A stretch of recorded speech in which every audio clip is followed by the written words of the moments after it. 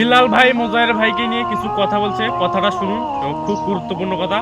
মোজাহের ভাইয়ের বাইক নিয়ে কথা বলছে, কথাটা শুনুন, তারপর আমি কিছু বলতেছি। মুজাহির ভাই তো R15 দিয়ে 4 মিলিয়ন সাবস্ক্রাইবার কামাইতেছে, ভাই আপনি বিষয় কিভাবে দেখতেছেন? আমি বিষয়টাকে খুব ভালোভাবে দেখতেছি। তো অনেকে অনেক রকম সমালোচনা করতেছে, আপনার জ্ঞানে এটা আসলে কি রকম মনে হয়?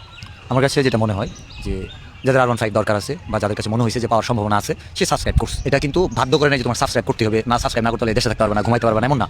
অ্যান্ড এটাকে লুপ বা মানে এটা যে লুবে বা ট্র্যাপে ফেলাইছে এরকম না, কারণ তোমার ফোনটা তুমি হাতে চালাচ্ছ, সাবস্ক্রাইব তোমার নিজের হাতে করতেছো, নিজের বুদ্ধিতে করতেছো। আমরা অনেকে বিশ্বাস করে লক্ষ লক্ষ টাকা আমাদের ক্ষতি হয়ে যায় না, অবশ্যই। তো ওইখানে তো তেমন ক্ষতি হইতেছে না। সাবস্ক্রাইব করছো, যদি তোমার মনে হয় যে আমার লোক চিটিং করছে, আমার লোক 2 নাম্বার করছে, তুমি আনসাবস্ক্রাইব করতে পারবা, তোমার অপশন আছে। সে একটা অফার দিছে, কিন্তু তোমাকে তো বাধ্য করে নাই, তাহলে এখানে তো তার দোষ দেখতেছি না। অ্যান্ড যারা সাবস্ক্রাইব করছে তাদের তো কমপ্লেন না, কমপ্লেনটা কার জন্য? ওই যে যার বিয়ে তার খবর নাই, পারাবশী ঘুম নাই, হ্যাঁ। যেমন তোমার, তুমি সাবস্ক্রাইব করছো মুজার বেড়ে করে নাই, আমি করছি করি নাই, কিন্তু আমগের মাথা ব্যথা। আমাদের কেন মাথা ব্যথা? এই যে একজনের পিছনে একজন লাগা থাকবে, পড়ে থাকবে, কি সে লুবে ফেলাইছে, 5-6 লাখ টাকার গাড়ি দিতেছে, তুমি লুবে ফেলায় না, তুমি ভালো কাজ করে কয় লাখ টাকা মানুষের দিতেছো। সাবজেক্ট এটা না, যারা বলতেছে যে ও লুবে ফেলায় বাঙালিকে বোকা বানায় 4 মিলিয়ন